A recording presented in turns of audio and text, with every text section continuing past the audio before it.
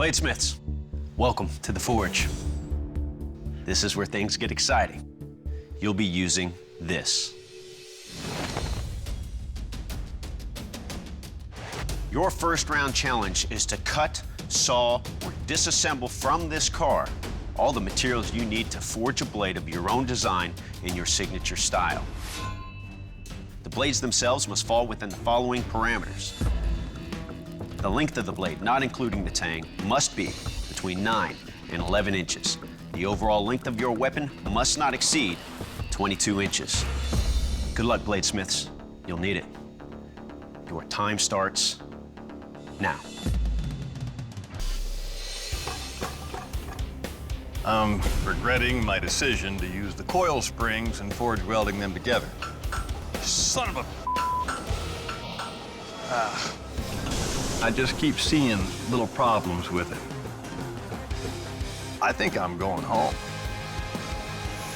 Look how quickly Morgan came out with that shape. The most important part of this blade is going to be getting the heat treat correct and not pinging or cracking the blade at all. There he is, he's in the quench, and that looked Morgan's beautiful. There we go, Travis in the oil. Once I threw away my first blade and had nice steel to start with, I had no problem. I need to put some sort of guard on it, so that's going to pose an issue. That is insanely prettier. It's all down to the details, and I need to make sure I get these details right. I added this piece in here, that way when you're stabbing, your hand doesn't slide forward. I needed more metal. This guy moves at 110 miles an hour at all times. It might look like I'm running frantic. At least if I sweat enough, I won't have to piss. I just don't like wasting time. I hate this part, waiting. Sucks. Cramp. 5, 4, 3, 2, 1. Bladesmiths, drop your tools, stop your work. Bladesmiths, this is the sharpness test. To test your weapon's edge, I'll slash you these jumper cables. If it's sharp, it should cut right through cleanly. Morgan, you're up. You ready? Yeah.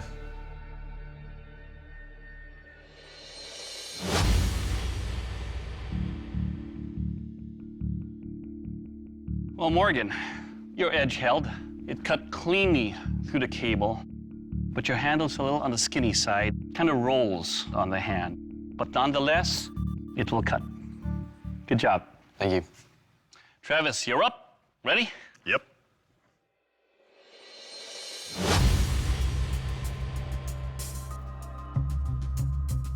I like your handle, Travis. Thank you. When it slashes, you can almost feel the curve of your blade. It's a sharp blade, and for this test, sir, it will cut. Good job. Thank you.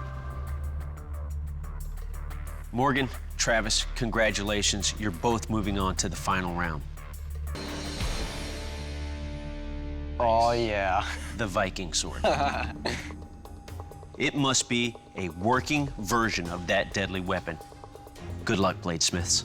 We'll see you in 5 days. Good luck. Good luck, man.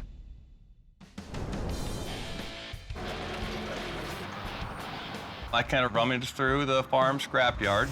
This is actually an arm off a chisel plow. It's spring steel, tougher than hell. The game plan on day one is to make my Damascus billet. What really sets our blades apart is going to be the artwork.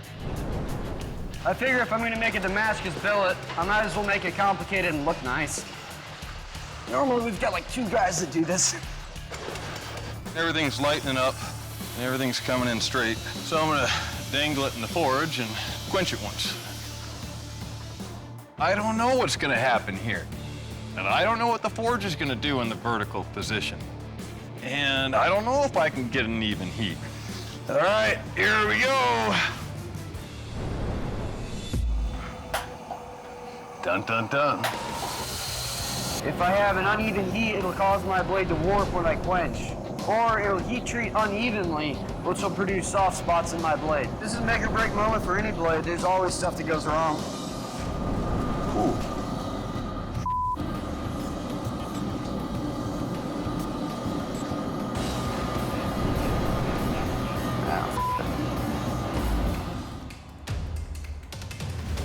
Travis, Morgan, welcome back. You've had 5 days at your home forge to work on your Viking swords. Travis, how did it go? It was interesting. You know, I wasn't exactly sure what steel I was working with, but I know it's tougher than hell. I'm happy with the way it turned out. Maybe it's a little heavy, but it felt good to me, so we'll see how it does. Great. Morgan, how'd it go? I had some stuff go wrong with the blade. I had a couple delaminations in my Damascus. I went back and I brazed them, I lost my heat treat, and when that happened, my blade cracked. That was pretty rough. All right, gentlemen, your weapons will now be put through a series of 3 tests. Up first is the kill test. Doug? Bladesmiths, this is the kill test. The Viking sword was designed to be a single-handed weapon, used to breach through an enemy's defenses, delivering a thrust, a chop, and a slice. To test how lethal your weapon is, I will breach through the simulated sword and then deliver a thrust, slice, and chop on this ballistics dummy. Let's see how much lethal damage your weapon can do. Travis, you're up. You ready? Yep. I need Travis's blade to just fail, otherwise I'm screwed.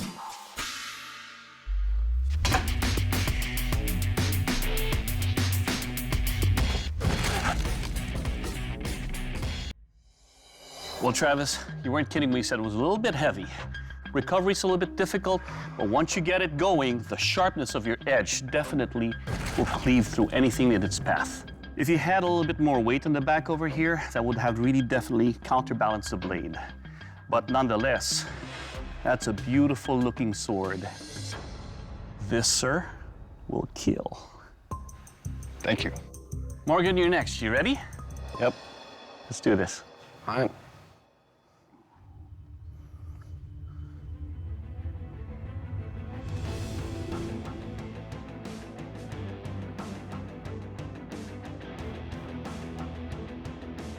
I was really striving for perfection. So you take a risk and sometimes it pays off and sometimes it doesn't. Okay, Morgan, there are a couple of issues that we have here with your sword. Number one, with the handle, it's loose. My biggest concern is on your blade itself. Not only do I see cracks, I actually see holes in your sword.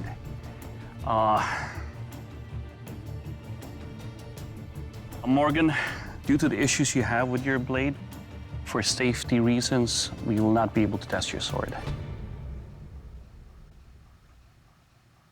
That being said, though, thank you for sticking with the challenge and presenting us with a weapon today.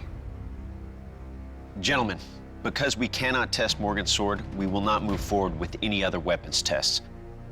I knew it was coming. There was no doubts about it. So, I mean, it kind of sucks, but, you know, it is what it is.